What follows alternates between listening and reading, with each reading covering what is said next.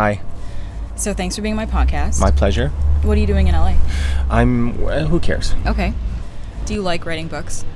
Yeah, I do.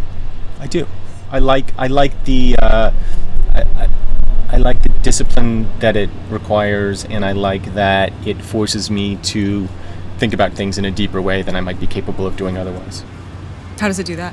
Well, the books that I've been writing essays, basically, about my life. And so if it's going to be any good, it has to get past sort of surface, and it has to not just be a series of jokes. Mm-hmm. So it forces me to confront things and to think about things in a deeper way than I would just do ordinarily. Okay. Do you go to therapy right now? No. Okay. No. I was going for a little while with my wife. We were doing couples counseling, which was really helpful. But we haven't been in a while. I've never done couples counseling. Are you in a couple? No. What's your longest coupling been? Less than 2 years. Uh-huh. And that was like a living situation. Probably should have been less than 2 years. Right. Right. Well, maybe if you had gone to couples counseling, it could still be ongoing. You look very judgmental right now. He was totally wrong for me. He was a chain smoker who promised me he'd quit smoking, and then when we dated, he not only did not quit smoking, he smoked in our apartment. Oh. So it was pretty bad. Yeah, the smoking in the apartment thing, that's really bad. Did you ever smoke? No, God, no. What is the least desirable trait you find in other humans?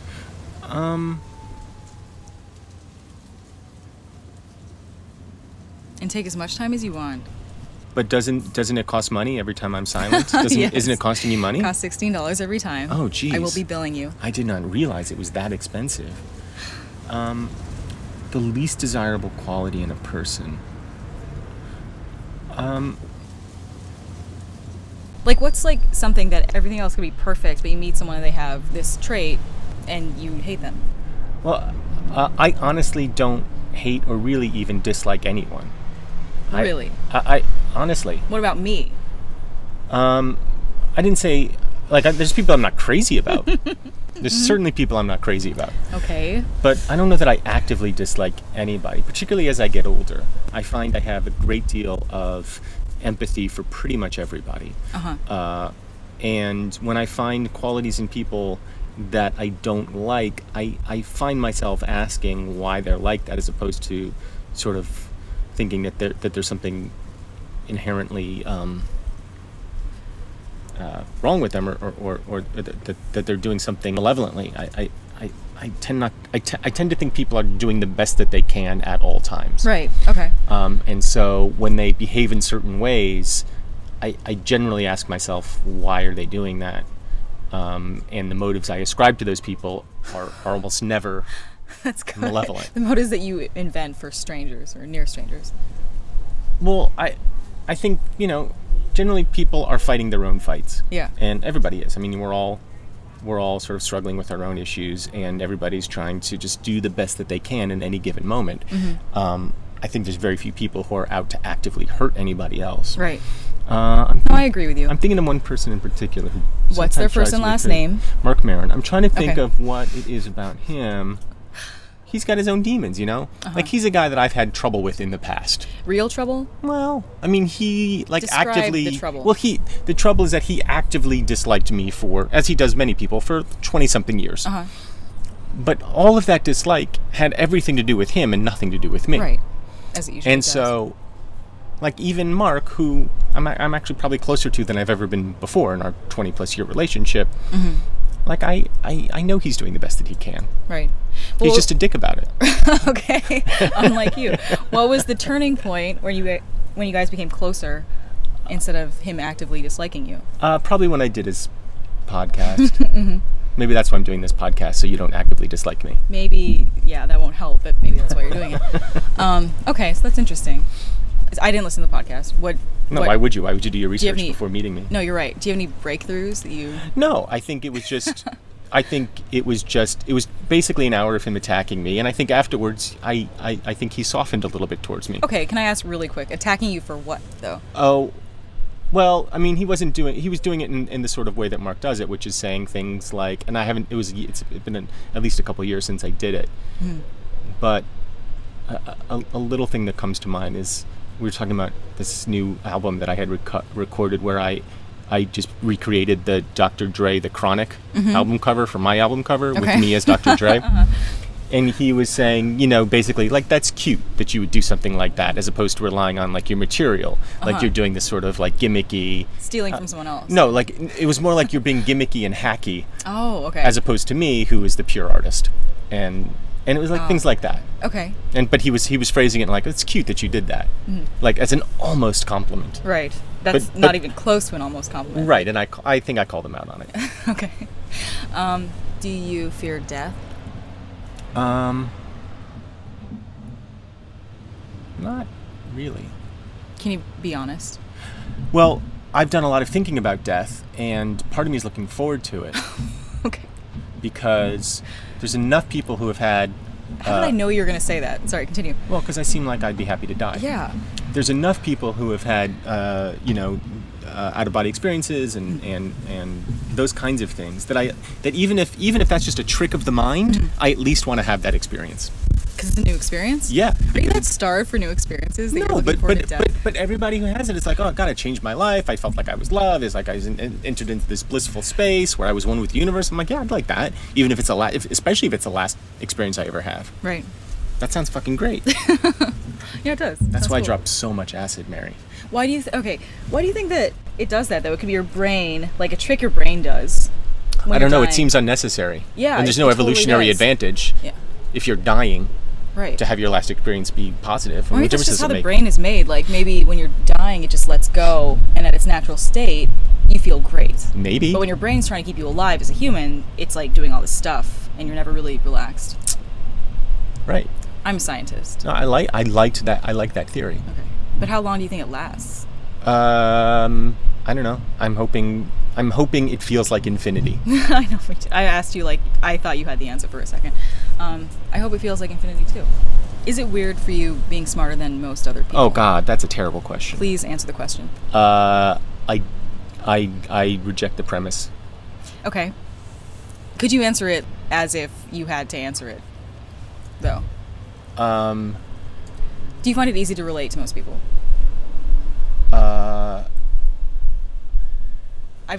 You look so uncomfortable. I mean, this is the most uncomfortable podcast I've ever been on. This well, is I'm a bad profoundly unsettling.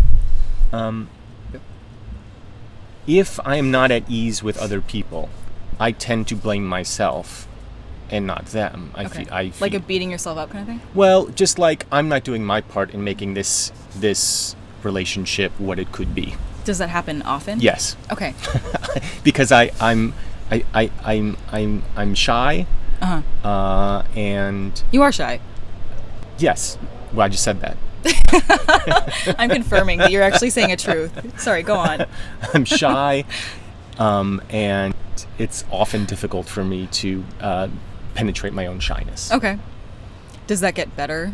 It's gotten better for me. Okay. Over the years, I have found ways to overcome that. Do you think you are good at lying, since you're such a good actor? I reject the premise. There was no implied premise. I'm a good either liar. Way. I don't know, actually. That looks like a no. I feel like when I'm lying that it's written all over my face. You seem to have a guilty conscience in general. Do I? I don't know. You said earlier that when a relationship doesn't work out, it's always your fault, or that you put it on yourself. I tend to put most things on myself as opposed to the other person, yeah. Because a lot of people think, oh, that guy's a jerk, or they just automatically assume it's the other person. Right. That's the problem. No, I generally assign more blame to myself when things go wrong. You're morally responsible. I will say this. Am I morally? I don't know. Yeah, I don't know. I try to be. Okay. So you're not a good liar. And I can't tell when other people are lying. Really? No idea. Do you have an example? No, because I never know. Okay. But I think there's a misconception about acting that it's about lying and that, a good actor is a good liar. I actually think it's the opposite. How so? Because ultimately, as an actor, what you're trying to do is tell the truth. Uh-huh. You're using somebody else's words to do it, but you're trying to find what is true in that moment for that character. And so the best acting is just the best telling the truth. Do you find yourself to be really vulnerable when you're acting then? I wish I was more vulnerable when I'm acting. Okay. Or maybe in general, I don't know. I mean, You seem like an open book, but really not vulnerable. Yeah, and you know, I think that's the defense mechanism that a lot of people, men in particular, put up. You know, it's being hard, vulnerable it's is hard to be exciting vulnerable. though, especially for older men, because like not a lot. Are you calling me an older man? Is that what Oh you're no, saying? I just meant older than me. What are you? 3 years older than me? How old are you? 13, 23. I'm 30. You're 23? No. Well, I'm 26, so Okay. I am now at the age where I sort of feel like I should be lying about my age. I'm 43. But why do men have to lie about their age? That's not. There's something embarrassing about being in your 40s. That's Okay. just cultural, In I guess. in what sense? It's like though? mortifying. It's like, oh, gross. But everyone's in their 40s. Are we? Are we Yeah. all in our 40s? Uh huh. Oh, good. Makes me feel better. When did you start being insecure about your age? I think when I turned like 40, it was like, oh shit. Not that I felt bad, but I felt like people are going to look at me differently. Maybe they'll respect you more. I doubt it. It hasn't happened so far. So you're an atheist. Uh-huh. That's my last question. Well, it was more of a comment, and I was affirming. Do you want to do a word prompt game? I'll do whatever you want. Okay. You came all this way. I'm happy to do it. Okay, you ready? And what do I do? I just We're is gonna this do like a first word word that prompt comes to game. mind thing? Yeah. Well, let me explain it for the for my 4 listeners. This is a word prompt game. Say the first thing that comes to mind as quickly as possible, and don't get mad at me. I can promise the first. I can't promise the second. Are you ready? Uh-huh. Okay. Woman, Man, man, woman, love, love, career, opportunity, 40, birthday, responsibility, deviation, job, occupation. vacation, You say vacation? vacation, Vo or va? vacation. Like you take a vacation. Oh, Bahamas. Deviation. Fuck you. Okay, thanks. I mean, you said when I said love, you said love, and I think you did the same thing for career. So that was like I said opportunity. the laziest I've ever. I seen said someone opportunity. do. Oh, that's right, you did.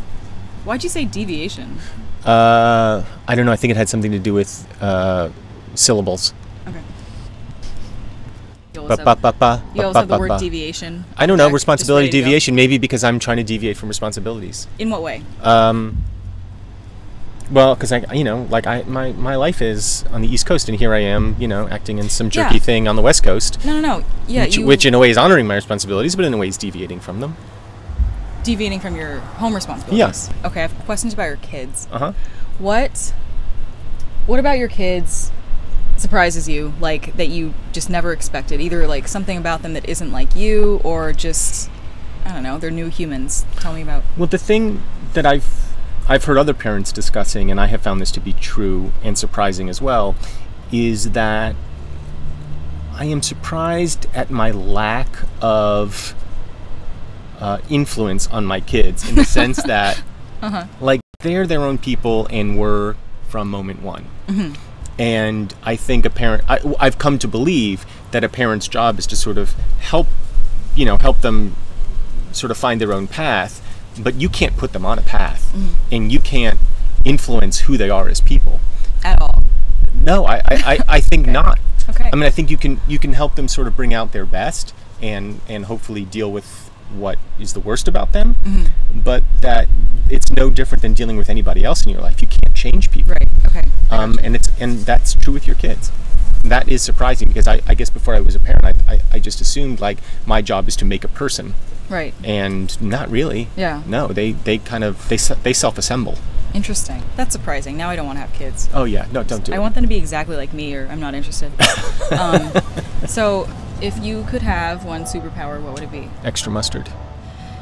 Why was there no hesitation? Because I've thought about that before. You would have extra mustard whenever you wanted? Yeah, just a little bit of mustard. That's not a superpower. Can you do it? It's like being at a restaurant. I guess sure, so. I can order some mustard. I mean, what's a superpower? I don't want any superpowers. Then I have to do shit with it. Okay.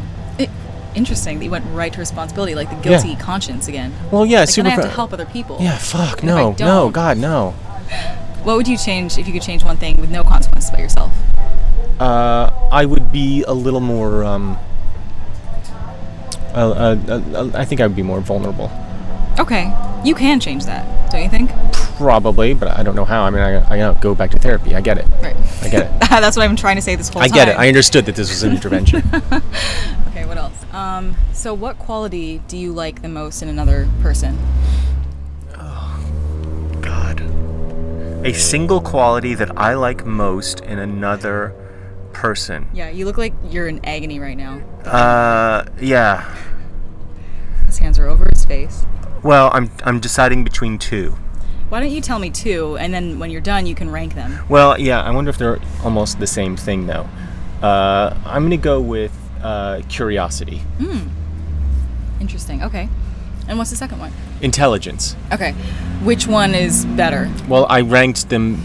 I put curiosity number one. Them. That's why I said curiosity. I thought you were going in reverse order. No. Okay, so why curiosity? Because curiosity is the precursor to everything else. It's the precursor to humor and intelligence and wit and. You think it's the precursor to intelligence? Yeah, I mean, I think.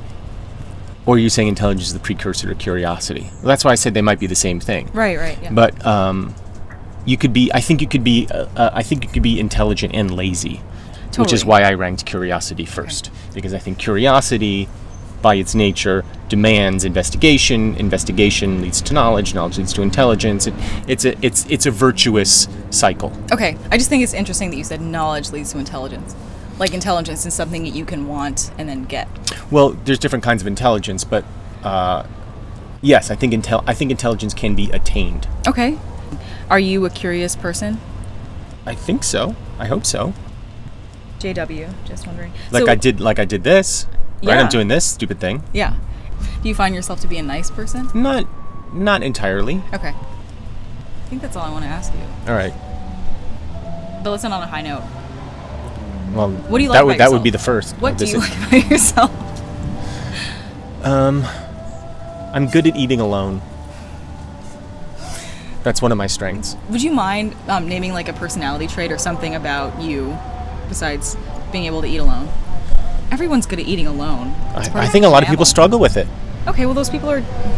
I'm good in isolation. That's a good personality trait. Could you tell me something more interesting?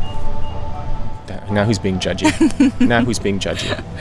I never said you were being judgy. More interesting. A good personality trait. Okay, let me make it different.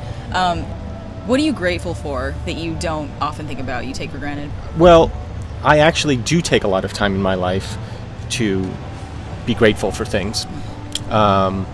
Rarely regarding myself, though. So if it's just directed at myself, I mean, health. I've been very fortunate with my health. Mm-hmm. I have gratitude about that. I've never really had okay. any. Yeah, but, God. All right, gratitude. What do you think you can do better than most people besides eating alone? I think I'm very good in. I think I'm very good at moving forward in bad circumstances. That's good. What is it about you that helps you move forward? I don't know. I think I'm good. I'm good, like in an emergency. I'm good when they're in a crisis, and I'm good at putting aside things I can't control and not worrying about them. That's different than most people. Oh, yeah. I lose very little sleep about things that are outside of my control. Yeah, you do seem like someone who's not easily offended, or not ever offended. You said I was boring a minute ago. You are boring. Oh, were you offended by that? A little bit. Then be less boring. You literally told me extra mustard would be your superpower. It's a pretty good superpower. It's better than lava sneeze, which was my other option. Lava what? Lava sneeze. Why would you want a lava sneeze? What if you needed lava, and then you could just make it by sneezing? Oh my god, you're being like completely genuine, right? See, you are a good liar. What do you need lava for? I'm gonna keep asking you questions about this because you brought it up. Well, there's Ruining my podcast. There's got to be times when you need heat, right? And what better heat is there than lava? Or if you want to create a landmass. Totally. No, I see where you're coming from now. But the guy's weakness is he can't sneeze on command. The guy's weakness. Like, guy- you've thought about this. I'm thinking of it now. Okay. The guy's weakness is he can't sneeze on command. He can sneeze lava, So it can be but a he can't strength make himself or a flaw. sneeze. Yeah. He needs to carry around snuff powder, yeah, to Okay. make himself sneeze. And sometimes if he gets cold, he just has to go off to a mountain to be by himself so he doesn't ruin his home. He just got new floors. Oh, right. I see what you're saying. Sure. Well, he can't sneeze. Yeah, he might have a lava pit that he sneezes into. Of course, he would have a lava pit. Well, yeah. Some people have those, so yeah. And if you have a lava pit, you can sneeze into the lava pit, and that way there would be enough heat from the lava. It would heat your house without you having to ruin the floors. Oh, totally. Yeah, definitely. Have you ever thought about being a comic book guy? No, I don't. You could be a good comic book guy. I don't like comics. You don't like comics? Not really. I tend not to like the writing. Mm-hmm. So Lava Sneeze is a more realistic character. Oh yeah, no, that's rooted in a very in realism. In someone that we both know. Okay, so you don't like comics. What else don't you like? In pop culture? Just ever, yeah. Do you like everything that you've ever done? Like when you watch it, or do you watch it? No, I never watch anything that I've done. What? You don't watch stuff that you've done? No. Once? Oh, I mean, I've seen a lot of what I've done, but I don't seek it out and I don't watch it if I can help it. Sometimes it's unavoidable if I'm working on it, if I'm editing it or something like that. Unavoidable? Is that common? I think it's pretty common among performers. Mm-hmm. I think some people really like seeing it and some people really don't. Yeah. I find it very, I get very uncomfortable. One thing since I've started this podcast, I've learned about myself that I talk as if I just did a bunch of cocaine, which is not true. What do you mean? It made me really uncomfortable. I speak really fast. Oh, you speak quickly. Yeah. What about you, when you saw yourself on camera, did you not expect? Well, you can't steal my answer. No. It's a kind of esoteric answer to the question. And it may not make sense to most people, but when I'm acting, in my head, I physically look different.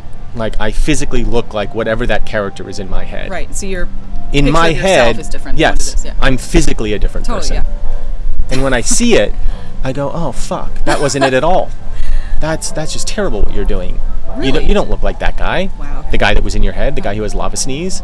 You just look like that jerk that you see in the mirror every day. That jerk. Okay. Well, Michael, I think we should end the podcast. Great. Possibly our friendship. Thanks for being on my podcast. My pleasure. Thanks for having me. Bye, Michael.